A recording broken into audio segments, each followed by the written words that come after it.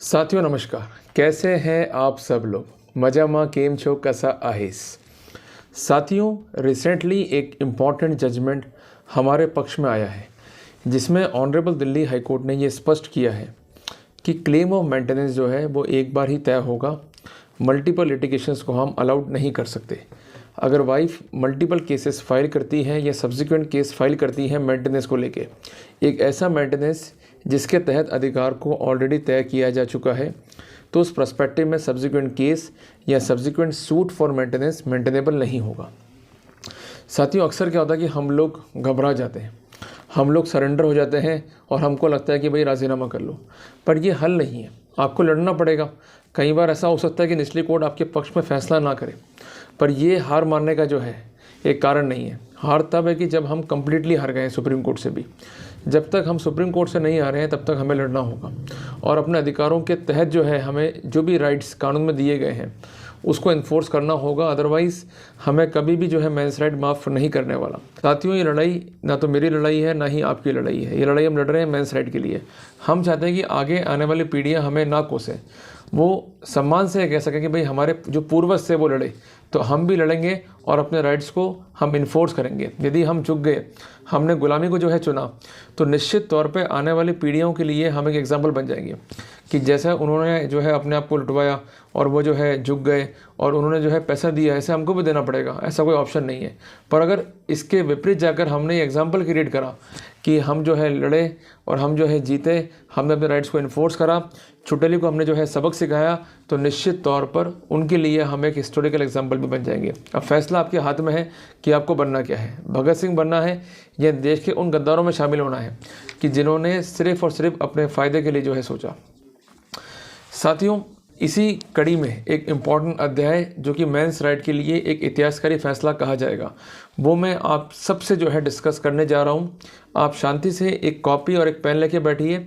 जो कुछ बता रहा हूँ उसको नोट डाउन कीजिए ताकि आप भी अपने राइट्स को इन्फोर्स कर पाएंगे if they are going to be struck, if they are going to be affected by the opposite party. साथियों, जब भी लड़ाई होगी हस्बैंड और वाइफ में, तो कॉमन केस जो है वो फाइल होगा मेंटेनेंस का, और मेंटेनेंस आपके लिए एक बड़ी समस्या है। पर साथियों, दिल्ली हाईकोर्ट ने इसी बीच एक रास्ता दिखाया है, एक उम्मीद की जो है लॉ दिखाई है। दिल्ली हाईकोर्ट का ये जजमेंट जो है, जिसका डेट है 18 अगस्त 2022 और क्रिमिनल रिवीजन पिटिशन नंबर है 161/2018 और जजमेंट का नाम है सुनीता वर्सेस विजय पाल। इस जजमेंट में जो कंसेंट वाइफ है ये ऑनरेबल हाई कोर्ट में गई। इसका कहना ये कि ट्रायल कोर्ट में मैंने खर्चे का केस किया और वो केस जो है कोर्ट ने खारिज कर दिया। कोर्ट का ये कहना था कि सेकंड केस जो है मेंटेनेंस का मेंटेनेबल नहीं है and it is barred by the principle of res judicata, और सेक्शन 11 सीपीसी को गलत रूप से जो है अप्लाई किया गया है, जबकि सिविल के जो प्रिंसिपल्स हैं उसका कोई भी योगदान जो है क्रिमिनल लिटिगेशन में नहीं है। साथियों, इस मामले के फैक्ट्स क्या है कि 90s में जो है यहाँ पर मैरिज हुई है और 96 से जो है कपल्स अलग रह रहे हैं। उसके बाद इनके बीच मल्टीपल लिटिगेशन हुए और सबसे कॉमन लिटिगेशन जो था वो था 125 का, और इस लिटिगेशन में एक कंसेंट कोर्ट के द्वारा खर्चा भी बांध दिया गया। उसके काफ़ी लंबे टाइम बाद वाइफ ने जो है एक नया केस फाइल किया और उसका इस बार ये कहना है कि मुझे 20,000 रुपये स्वयं के खर्चे के लिए दिलाए जाएँ और 10,000 रुपये जो है मुझे मेरे बच्चे के लिए दिलाए जाए। पर अल्टीमेटली ट्रायल कोर्ट ने ये केस जो है खारिज कर दिया, ये कहते हुए कि ऑलरेडी जब आपका खर्चा बन चुका है तो आपको या तो अपील प्रेफर करनी थी या आपको इन्हेंसमेंट के लिए सेक्शन 127 सीआरपीसी में जाना चाहिए था। चूँकि ना तो आपने अपील रेफर करी ना ही आप इन्हेंसमेंट के लिए गए, वहाँ पर आप जो है कानूनी प्रक्रिया से खिलवाड़ नहीं कर सकते और अल्टीमेटली कोर्ट ने कोई भी रेमेडी जो है उस वाइफ को जो है प्रोवाइड नहीं करी।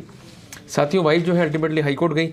उसका कहना ये कि जो मेरा केस है 125 सीआरपीसी का, भले ही दूसरा मुकदमा मैंने दायर किया है बट ये फ्रेश कॉज ऑफ एक्शन पे जो है आधारित है।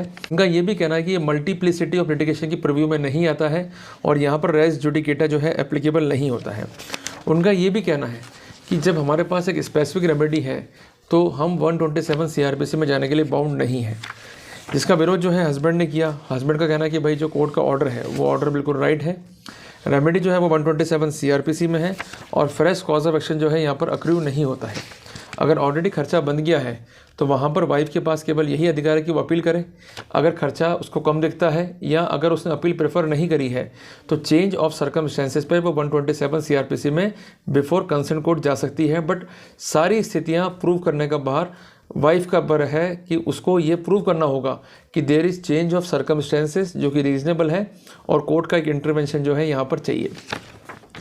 साथियों, कोर्ट ने अपने फैसले के पैरा नंबर 5 में लिखा कि 125 सीआरपीसी का ऑब्जेक्ट जो है पनिश करना नहीं है। ये फाइनेंशियल सपोर्ट दे रहा है उस वाइफ को जो कि नेग्लेक्टेड है।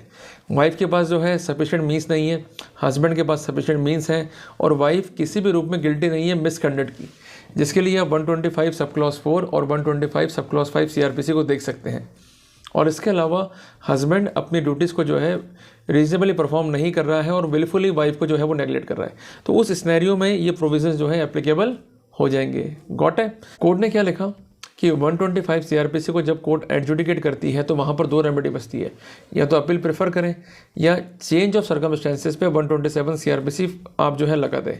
और ये दोनों के लिए, चाहे वो मेल हो चाहे फीमेल हो, बट प्राइमरी की क्या है कि there should be a change of circumstances.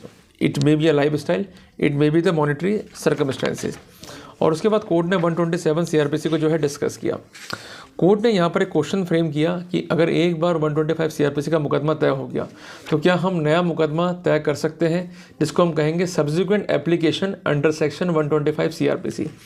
Court ने लिखा है कि the chapter of 125 CrPC will be govern by the principle of res judicata, क्योंकि प्रोसीडिंग जो है क्वाजी सिविल भी है और क्वाजी क्रिमिनल भी है, जिस कारण सेक्शन 11 सीपीसी जो है लागू होता है।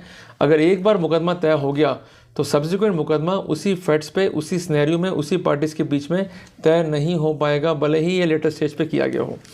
दूसरी इंपॉर्टेंट बात, अगर 125 में ऑर्डर हुआ है या तो अपील दायर करें या 127 में आप इनहेंसमेंट के लिए या कोई प्रॉपर रेमेडी के लिए जो है आप जा सकते हैं। तो कोर्ट ने लिखा इस केस में कि ऑलरेडी जो है खर्चा तय हो चुका है और खर्चे के बाद जो है कोई अपील दायर नहीं की गई, तो वहाँ पर रेमेडी बचती है 127 सीआरपीसी के अंदर। अगर वो रेमेडीज़ अवेल नहीं की गई है तो किसी भी रूप में सब्सिक्वेंट केस या सेकंड केस 125 सीआरपीसी का मेंटेनेबल नहीं होगा। साथियों, कोर्ट ने जजमेंट के पैरा नंबर 15 में डिस्कस किया है रेस जुडिकेटा को, और कोर्ट का ये लिखना है कि थिंग्स जो कि एडजुडिकेट हो चुकी हैं उनको हम वापस से री एडजुडिकेट नहीं कर सकते। इसके अलावा कोर्ट ने लिखा है it will apply to both civil and criminal litigations as well, और इस बात को कोर्ट ने समर्थन दिया है ऑनरेबल सुप्रीम कोर्ट के न्यायिक दृष्टांत की रोशनी में, जो कि है 2011 SCC पेज 408। क्लियर है। It is submitted that the principle of res judicata is of universal application and it applies both to civil and criminal litigation. Clear है। तो कोर्ट ने बोला कि जब पहला लिटिगेशन जो है तय हो चुका है और जो पार्टीज़ के राइट्स है वो तय हो चुके हैं, यहाँ पर अपील दायर नहीं हुई है, तो वहाँ पर एक ही रेमेडी बचती है कि आप 127 में जो है अर्जी फाइल करें। तो कोर्ट ने डिवीज़न को डिसमिस करते हुए वाइफ को डायरेक्शन दी है, अगर वो चाहती है कोई रेमेडी लेना तो 127 सीआरपीसी के तहत मूव ऑन कर सकती है। तो कुल मिला के एक अच्छा अध्याय, एक अच्छी चीज़। तो साथियों, इस जजमेंट को हम 4 तरीके से जो है यूज़ में लेंगे। अगर वाइफ मल्टीपल लिटिगेशंस कर रही है और एक कोर्ट ने जो है मेंटेनेंस बांध दिया है, तो सब्सिक्वेंट मेंटेनेंस की एप्लीकेशन को हम इस रूलिंग की लाइट में जो है चैलेंज कर सकते हैं, नंबर 1। नंबर 2, अगर खर्चा ऑलरेडी बन गया है तो वाइफ सब्सिक्वेंट केस और मेंटेनेंस फाइल नहीं कर सकती है। उसके लिए केवल एक ही रेमेडी है, या तो वो अपील फाइल करे अगर खर्चा कम दिखता है, या वो इनहेंसमेंट के लिए चली जाए। अगर वो अपील दायर करती है तो एक अलग स्थिति है, और अगर वो इनहेंसमेंट के लिए जाती है तो उसको चेंज इन सर्कमस्टेंसेस शो करना होगा। अगर वो शो नहीं कर पाती है तो खर्चा किसी भाव नहीं बढ़ेगा।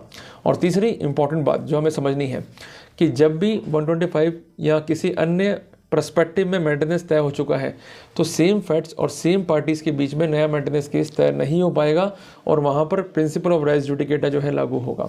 और चौथी बात, इन समस्त बातों के अनुक्रम में अगर कोई ऐसी समस्या आपको आ रही है तो एक प्रॉपर ज्ञापन, एक प्रॉपर मेमोरेंडम, एक प्रॉपर अर्जी जो है कोर्ट को आप सौंप दें, और ये लॉ पर जो है रिलाई करें।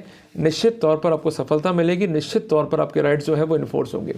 तो घबराने का बिल्कुल भी नहीं है, लड़ो भाई, खड़े हो जाओ। अपन लड़ रहे हैं मेंस राइट के लिए। अपने को आर्गुमेंट करना है जो अपना धर्म है, और फैसला करना है उन्हें। अगर वो एज़ पर लॉ नहीं कर रहे हैं तो रेमेडीज तब भी है। डिफेंस ना झुका था, ना झुका है और ना ही झुकेगा। तो हमें लड़ना है, अपने राइट्स को इन्फोर्स करना है। तो साथियों, जल्दी मिलते हैं एक नए टॉपिक के साथ। अगर ये वीडियो आपको अच्छा लगा है तो इसको लाइक और शेयर जरूर करना। साथियों, अभी के लिए सिर्फ इतना ही। जय हिंद, जय भारत।